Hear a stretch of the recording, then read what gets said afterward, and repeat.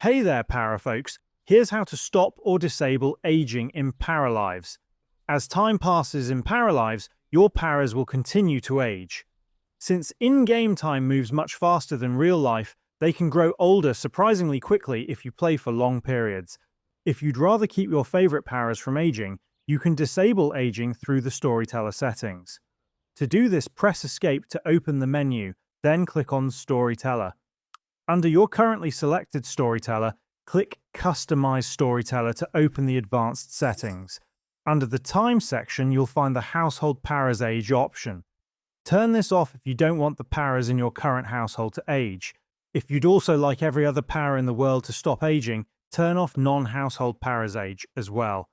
Once you've made your changes, click Select Storyteller to save them. From then on, aging will be disabled for the paras you've chosen, no matter how much time passes in-game. And that's all of it. If this video helped, please leave a like or comment and subscribe to the channel for more straightforward guides. Thanks for stopping by, and see you in the next side quest.